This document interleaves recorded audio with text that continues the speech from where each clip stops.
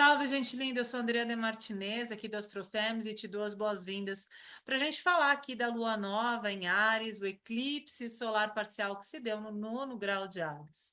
Toda vez que a gente tem uma lua nova em Áries, existe um ano novo astrológico também, né? Já com o Sol atravessando essa fronteira de peixes para Áries, mas quando a lua se conjuga aí com o Sol, existe toda uma potência, enquanto arquetípica, inclusive de Sol e Lua, trazendo aqui uma promessa de semeadura. E quando isso se dá dentro de uma atmosfera de eclipse? Não é todo ano que a gente tem uma atmosfera como essa.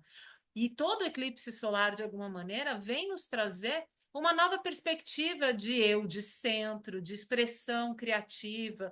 E por isso, muitas vezes, lidamos com eventos que estão muito próximos ao eclipse, que podem tanto suprimir a nossa energia, trazendo baixa vitalidade ou baixa energia mesmo, um cansaço, ou mesmo situações que de repente nos atravessem, de alguma forma contestem um caminho que de alguma maneira já estava projetado, direcionado. Afinal de contas, o Sol é a promessa do espírito encarnado direcionado na Terra, né? Enquanto expressão criativa do que somos, na nossa individualidade, na nossa personalidade. E isso, muitas vezes, no eclipse, é contestado por situações, eventos, ou mesmo percepções internas que vão nos dando menos vigor, digamos assim, né? De alguma maneira, espaços também vão se abrindo a partir disso. Não é necessariamente o que eu quero, mas o que a vida propõe. É um verdadeiro exercício de humildade. Todo eclipse solar, temos que bater cabeça para a vida e aceitar o que temos aí disponível. E muitas vezes, algumas de nós podem literalmente revisitar situações que podem, de alguma maneira, colocar em confronto motivações, desejos, sonhos, ou mesmo relações, porque é exatamente isso. O Sol, de alguma maneira, ele se apaga frente a esse diálogo, essa relação entre Sol, Lua e a Terra. E o que acontece aqui é que a Lua acaba ganhando um protagonismo, digamos assim, né? Ela tampa esse Sol e com isso, digamos que a Lua, enquanto esse elemento simbólico na astrologia que vai falar do passado, de hábitos, de situações diárias, ou mesmo do nosso inconsciente, de pessoas e relacionamentos, vínculos, questões familiares, tudo isso pode vir à tona, principalmente quando essa Lua, ela ali transitava, né, e transita por Áries. Então, existe ali algo no nono grau de Áries, onde estiver no seu mapa natal, que possa se abrir como uma fenda, mas que também seja propulsora a novos caminhos, a novas linguagens e posturas. Não necessariamente, assim como eu disse, é aquilo que você gostaria, mas existe sim um caminho novo que pode ser descoberto, trilhado, desenvolvido, reconhecido por aqui. Bom, ademais disso, nós temos um ano novo e principalmente uma lunação de Áries que acontece dentro de uma configuração muito diferenciada de todas que a gente já experimentou por aqui. Isso porque nós temos uma realidade de Mercúrio retrógrado, Vênus retrógrada, Marte, que é o planeta regente de Áries, já direto em Câncer, mas que durante esse ciclo aqui da lunação vai fazer essa última oposição de uma temporada de oposições que vem acontecendo com Plutão. Pois é, ele foi lá num primeiro momento em 2024, final de 2024, tocou Plutão, retrogradou e ficou então em Câncer e agora retorna a Leão lá para o dia 20 e poucos, mas dia 27 é quando ele atinge o grau exato, o terceiro grau de Leão, formando uma oposição, partiu com Plutão, ou seja, processos de descamação, de vulnerabilidade, muitas vezes aqui existem literalmente contextos que podem nos colocar num movimento de muito, provocando muita força de vontade em nos realizar, em nos autoafirmar, mas que também pode chegar de um lugar bastante bélico, dominador, dominante, diante de situações e contextos que nos, de alguma maneira, se impõem, né? Toda a oposição, de alguma maneira, tem uma promessa de integração das partes, mas nem sempre nós vivemos essa realidade, né? Diante dos confrontos e das polaridades, existe também uma perspectiva unilateral, inflexibilidades podem ser experimentadas nessa oposição, o que de alguma maneira pode trazer, inclusive, violência, pode trazer aqui movimentos que são bastante inflamatórios, né? E bélicos de alguma maneira.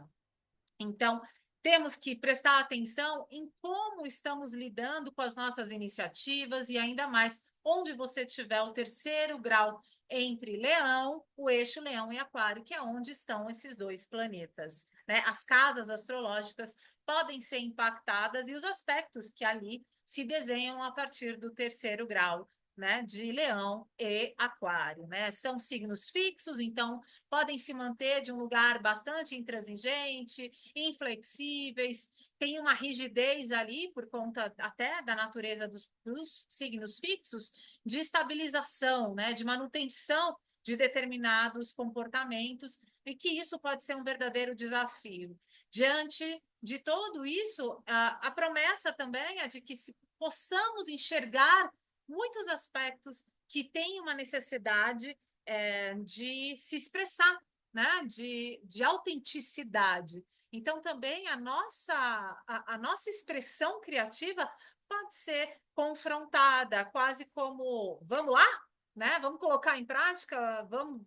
É agora ou nunca, né? Porque isso vem de um lugar bastante instintivo, visceral. Marte é também muito aliado à energia de Plutão, então isso pode chegar de um lugar bastante instintivo, quase beirando a sobrevivência, mas, por um outro lado, pode ser bastante propulsor, inclusive nos trazendo uma força de vontade que nunca até então poderíamos reconhecer em trazer mobilização para certos eventos e situações, projetos, enfim, onde você tenha esses graus, saiba que ali podem ter uma porção de mobilizações. Bom, isso junto com Mercúrio retrógrado, Vênus retrógrado, o que queremos aqui? Bom, se falamos de Áries como inícios, como inaugurações, como movimentos que vão disparar, que vão trazer um novo de alguma maneira, a convocação de um chamado, que eu sei que assim, o Áries e onde a gente tem Áries, geralmente a energia é muito volátil, né? Tem um movimento de disparo de eventos, situações, as coisas acontecem de um lugar quase que emergencial ou com uma rapidez muito grande e com uma necessidade, inclusive, de estabelecer, né, nos estabelecer a partir daí. Né? Então, por isso que onde eu tenho Áries, eu também posso experimentar muitos conflitos que não necessariamente são com o outro, mas até dentro de uma dimensão pessoal, um lugar onde a coragem é convocada, né? Onde nem sempre existe, mas de alguma maneira, onde eu tenho Áries, eu tenho uma parte minha, provavelmente, que diz sim aquilo que desconheço, porque me encorajo, me sinto de alguma forma chamada a percorrer o que ali de alguma maneira colocado, né? Quando eu tenho esse Ares, né, e essa imagem de Ares, que é onde eu posso experimentar tanto a guerra, o conflito, né, as situações que de alguma maneira são bastante conflituosas e desafiadoras nesse sentido, eu também posso ter movimentos que são de iniciativas, coisas novas, de alguma maneira, aparecendo no caminho e que às vezes eu vou me colocar para dizer sim, para um convite da vida, e que aí eu tenho que prestar atenção. Por quê? Porque Mercúrio e Vênus estão retrógrados. Ou seja, a gente tem que tomar muita atenção aqui com a qualidade da palavra, das trocas, de reconhecer os nossos valores, inclusive os nossos recursos, da qual estamos estabelecendo numa troca. A relação é vida, né? Isso é inevitável, faz parte da nossa dinâmica humana. Ou seja, a partir da relação com o outro, a relação com o mundo, isso provavelmente vai estar num processo de recapitulação, de manejo né? E isso é uma grande oportunidade durante essa alunação que vai nos dar literalmente, uma nova perspectiva de como nos colocar diante de caminhos onde eu possa dar as mãos, mas sem necessariamente me anular ou, por que não, exercer demais uma necessidade pessoal e de alguma maneira abafando o outro, vice-versa, né?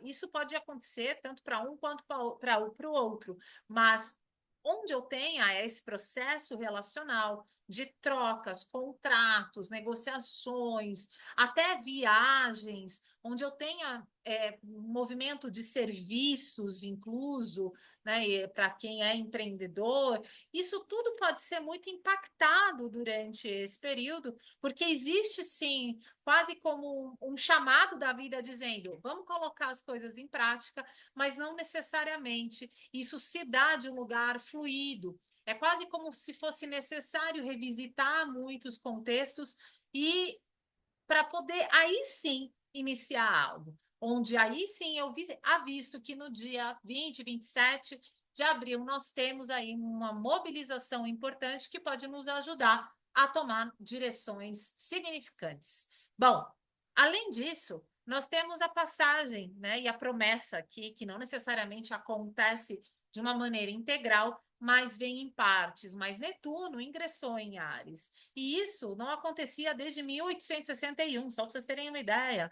Ou seja, existe aqui dentro do tempo e espaço contado, né, pelo calendário gregoriano, eventos históricos, situações em que tanto podemos lidar com lutas pela fé, pelo sonho, mas também um lugar onde podemos alcançar uma iniciativa a partir daquilo que, que eu sonho e que tenho como uma ideação, né, uma idealização, mas muitas vezes isso pode me colocar em confrontos, principalmente porque Marte, Áries em Netuno, pode, depois quando Saturno estiver por aí, e depois eles retornam para Peixes, para que aí sim uma conjunção exata no 0 grau de Áries. Então, saibam que ao longo deste processo de 2025, que tende a ser longo, porque leva aí praticamente alguns bons meses, 9 meses, além de Lilith, que ingressou em Escorpião e que ali também vai ficar 9 meses. Uma Vênus Star Point, que aconteceu no dia 22 de março, que no seu processo de ciclo também leva 9 meses. Saturno e Netuno, então, se encontram a 0 grau de Áries, literalmente abrindo passagem para uma nova estrutura, uma nova maneira, onde provavelmente o grande desafio de Netuno aqui são as contaminações, o lugar onde eu me deixo levar cegamente por uma iniciativa, por uma motivação pessoal, ou seja, um chamado heróico para algo que desconheço, né? E onde eu também posso experimentar de muitas sombras a partir dentro desse contexto do próprio coletivo. Enquanto Saturno, que logo em seguida entra, então, também em Áries, vai trazer, né, situações que podem também nos motivar a estruturar aspectos da nossa vida que vão dar, de alguma maneira, passagem para tudo isso que vem surgindo, mas, ao mesmo tempo, dentro de uma perspectiva coletiva, pode se mostrar bastante bélico, duro, rígido, né, autoritário, né? Digamos que esse velho Saturno cobrador, mas que num momento na história, né, na narrativa mitológica de Saturno, ele também foi uma figura que falava sobre colheita, né? Então, isso pode ser também traduzido de outras formas e não só de um lugar que é tão duro e cobrador. Fato é que quando olhamos para as perspectivas, né, coletivas, vemos que o mundo tende a seguir um caminho bastante rígido e de confrontos. Ou seja, isso pode ser um desafio e tanto para a gente entre 25 e 26, que pode ser de fato uma grande fronteira enquanto posicionamento humano dentro do planeta. né? Ao mesmo tempo, temos aí aspectos maravilhosos com Urano e Marte, né? Fazendo uma sextilha com Marte, uma sextilha com Saturno, ou seja, abrindo perspectivas. Então, veja lá, nós podemos literalmente entrar em contato com aspectos da vida que se veem já desgastados, idealizados, ou mesmo podemos lidar com uma certa frustração diante de situações como essas, e de repente surgindo, né, novas maneiras que vão nos trazer ferramentas de conhecimento ou maneiras de trabalho, ferramentas que vão nos propor estar no mundo de um lugar diferenciado. Então, aguardem mudanças, porque assim é a promessa, né? Urano logo mais também atravessa a fronteira de Touro para Gêmeos, e isso também vai trazer uma nova configuração e linguagem, uma nova atmosfera, mas muito mais coletiva do que pessoal. Isso é importante dizer, né? Os planetas transaturninos falam de uma dimensão muito coletiva, então não adianta a gente também trazer tudo por um viés pessoal, porque aqui é essa parte do eu no nós, não é mesmo? Bom, de qualquer forma, eu quero trazer aqui um olhar sobre a Lilith em Escorpião rapidamente, só para que a gente tenha, né, uma leitura de que essa Lilith em Escorpião pode nos colocar em lugares que podem ser bastante viscerais, onde o controle, o domínio e a necessidade de manutenção, né, porque é um signo fixo também, pode nos colocar em estados de muito conflito pessoal, íntimo, de um lugar muito reativo, principalmente quando existe uma resistência ao desapego às velhas formas, né? Então, esse é o grande aprendizado, digamos, onde nós temos Escorpião, que é o de transformar, né? Em Peixes transcender a tudo isso. Mas Escorpião nos leva exatamente no exercício de deixar certas peles, digamos, enquanto comportamentos, relações, uma casa, enfim, um trabalho, uma maneira de estar na vida, e que Lilith vem falar dessa expressão, né, mais instintiva, e o que me chama a atenção que são as expressões femininas do mapa, né, essa lua em Áries, que vem, de alguma maneira, também pontuar necessidades que cheguem em primeira pessoa. Uma lua em Áries, né? Ainda mais quando eu trago essa perspectiva de um eclipse solar, onde tudo que isso que chega da Lua se faz ver, né? Ganha um volume maior, se denuncia de alguma forma. Essa Vênus retrógrado em Peixes, que logo vai atravessar a fronteira pela terceira vez, né? No dia 13, onde nós temos também a lua cheia acontecendo em Libra. Vênus vai estar atravessando exatamente o 0 grau de Áries, ou seja, é como se a gente pudesse reconhecer nesse momento recursos, e até um lugar de alto valor, de leitura sobre as nossas necessidades, aquilo enquanto como eu me relaciono com o mundo, de como eu troco com o outro, de como eu dou as mãos, de como eu me sociabilizo, né? E ao mesmo tempo, olhando para essa perspectiva que chega muito de um lugar de encorajar-nos, né? Para ir atrás do que de fato desejamos. É essa a minha leitura para essa alunação, e logo mais eu vou trazer novas perspectivas, leituras, reflexões sobre esse ciclo que não vem pouco para nós. Até mais, até a próxima.